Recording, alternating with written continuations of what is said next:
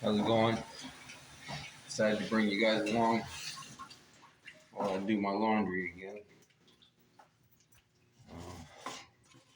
Once again, I got a few things that I got to get done today, so I'm just trying to get as much done at the same time as I can.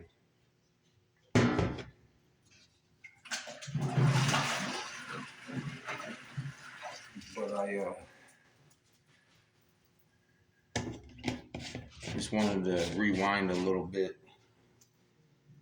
I've already shared with you guys a little bit of the life history, and I skipped out on a couple things. So when me and my brother were sent to the juvenile department of corrections for that 4.5, 5 years,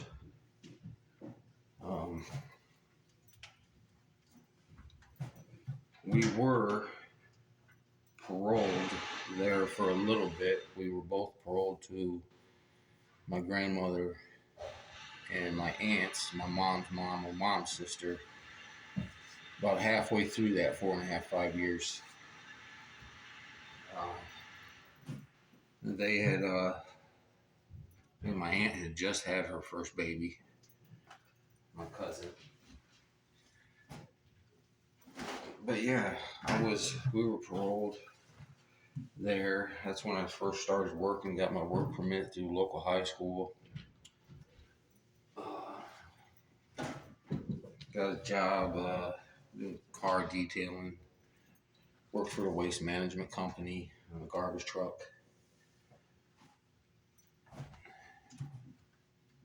But still, me and my brother both, not my brother, but me, one of the neighbors that were around there sold pot. So that was 16. I got back into smoking pot again. And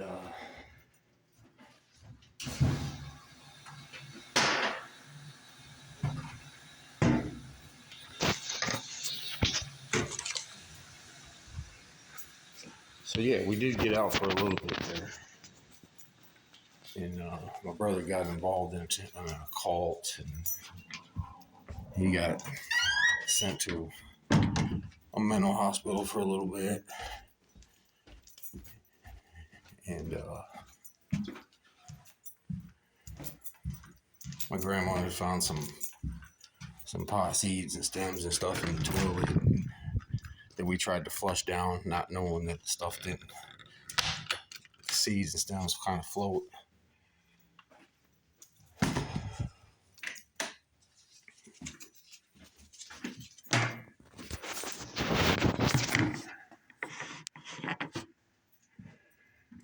And threatened to, or no, I don't want to call it threatened. I guess that's the way I looked at it then.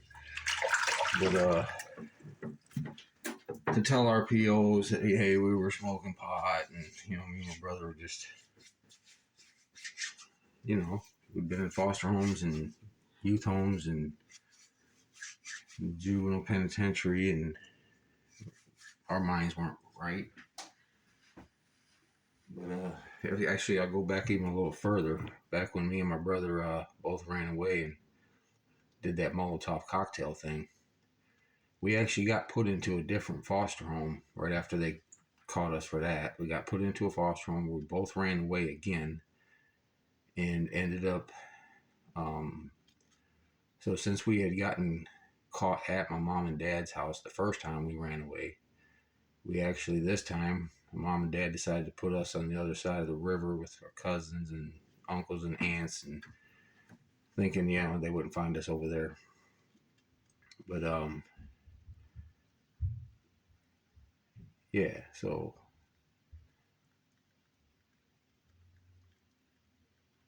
yeah, I ended up making a trip. So yeah, put us in that foster home after the Molotov cocktails. We ran away from that foster home back to the family. Then when they got us again, we ended up in Not quite sure where my brother ended up, but I ended up in another youth home. And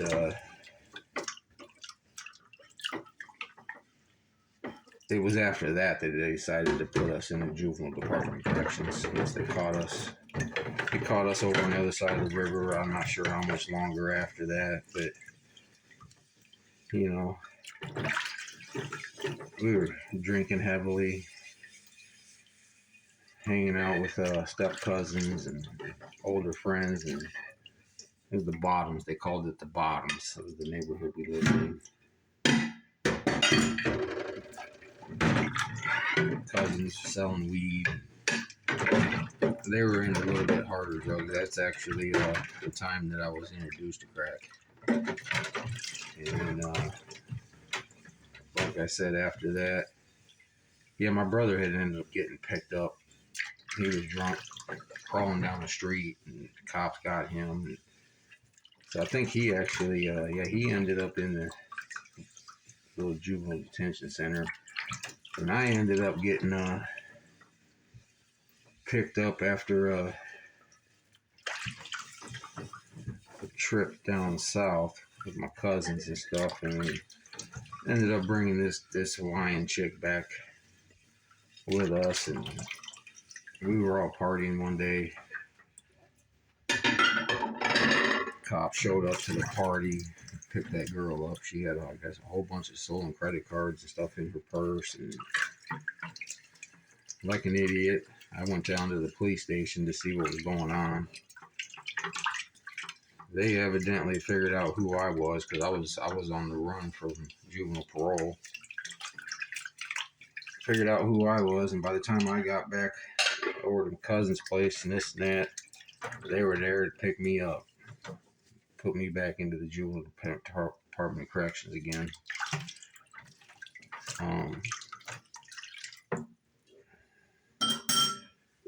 But it was before I got paroled. I had gotten my high school equivalency diploma.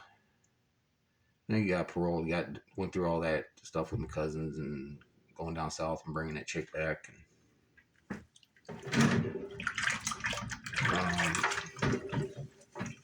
Wish I had a better memory of all this, but I'm just kind of recalling it all as I go. So I got the high school equivalency diploma. That was so the intake juvenile department of corrections is actually, if you watch the movie Bad Boys with Sean Penn from 1983, can't remember what they called it in the movie, but back in the 80s that's what it was called. And then it got changed to IYDOC St. Charles, which is near Chicago, Illinois. Kind of where they go to watch you for a little bit, see what kind of person or what kind of kid you are, if you're dangerous or not, what kind of help you might need, what kind of environment you should be in. They sent me to Warrenville. Sent my brother to Valley View. So in Warrenville, I got my high school equivalency diploma. And then, like I said, we got paroled. Went to my grandmother's. Got involved in a little bit of stuff here and there. I started working and stuff. My brother wasn't quite old enough to work yet. I got my work permit, started working.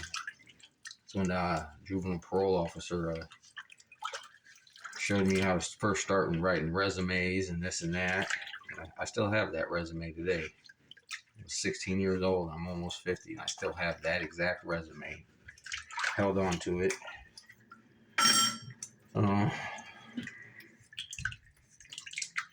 But yeah, ended up going back through the system again. This time from St. Charles, I got staffed to Harrisburg, which is down southern Illinois. But yeah, I left that part out before where we actually got out and gotten paroled. My grandma and my aunt actually moved out of their, I think they were in a one bedroom, and moved into a bigger place so that they could accommodate me and my brother. And my grandma and my aunt were always trying to be part of our lives. And when we were younger, came down to that first youth home that I was in. uh, visit. I mean, that's got to be an 8 hour drive from where they were at. They would always write us mail, send us stuff, hygiene, and maybe some clothes in the juvenile department corrections. And to this day, they are still always trying to be family oriented. Didn't want to leave that part out though. They did take us on, and we were some hellions back then. I think I was even drinking at 16 over there.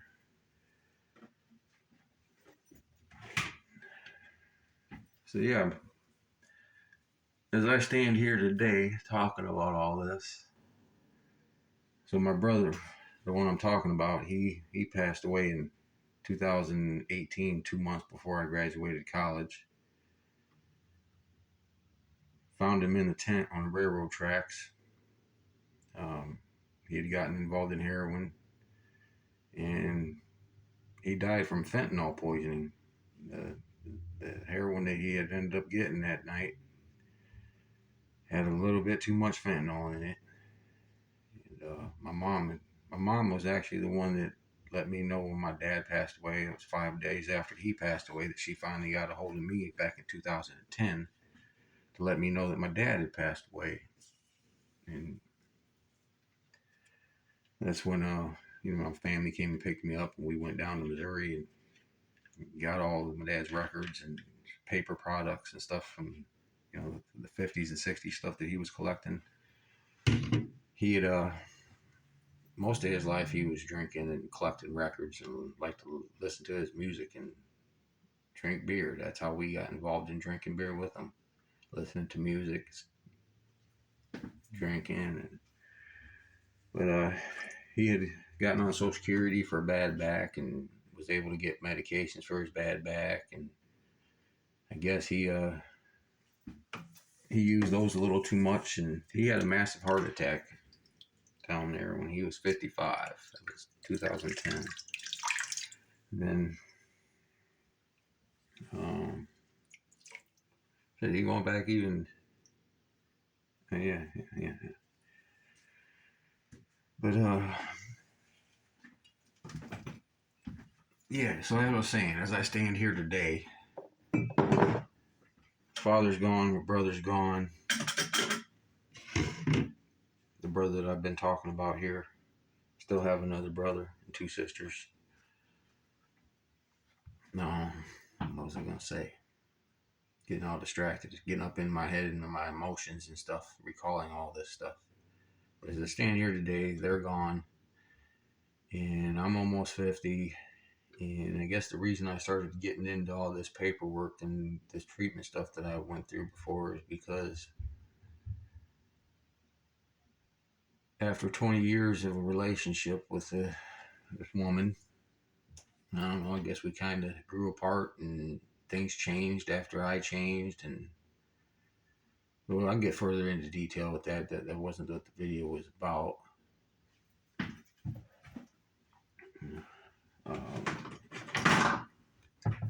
But yeah, so I guess I'm kind of in the middle of going through that big change, and I'm living by myself, and it's been a long time since I've been by myself, because I was in that 8 year relationship with the woman before her, and then she ended up going back to Switzerland, and then I met the lady that I was in relationships with for 20 years, and I guess life's a little bit different being by myself. So I'm here in my apartment all by myself. That me and her, I actually moved here out of my last place because her grandson was staying with us, and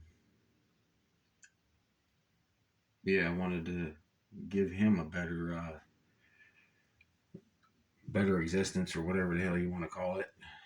And so I got this 2 bedroom, double the price of the rent that I was paying before.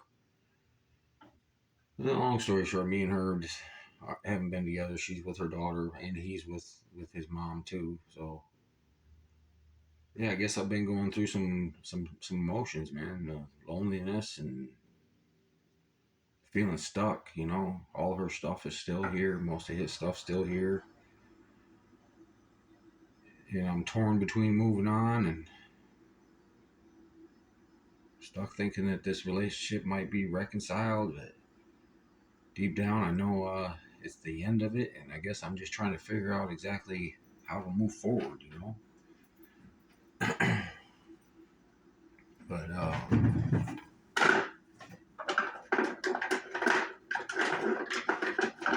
yeah, just getting some dishes done again today. Got my laundry in, obviously. Got my coffee. Touched base on you guys the last video, a little bit on the mindset, a little bit thinking, feelings, emotions, behaviors. They all intertwine with each other, and if you're having thoughts to make you feel an unpleasant emotion, you can change those thoughts. If you're having an unpleasant emotion unpleasant emotions, you can, or limiting beliefs, you can try to feel a different emotion and have different thoughts. If you're acting in a way that gives you negative thoughts or makes you feel negative emotions, you can change the behaviors to have good positive emotions, positive thoughts, and it all intertwines, and it's all deeply rooted from our childhood. It's just automatic. We don't really pay attention to them very much, and we can actually develop skills to where we can pay closer attention to our thinking, to our thoughts, and analyze them and see if they're beneficial to us, and if they're limiting us at all, if they're getting us where we want to go. And just being that I'm going through these motions and I guess just trying to figure stuff out. I don't have my shit all together. I've spent most of my sobriety and most of my, like I said, just developing my career, focusing on being able to support myself. But until recently, I guess I didn't know, but it's a little different being by yourself. And after 28 years of relationships, both older women. The first woman was like 13 years older than me that I met. I'll get into that when I get to that part of the story. But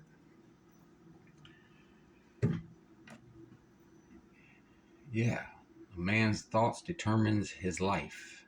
I believe that was was it Marcus Aurelius?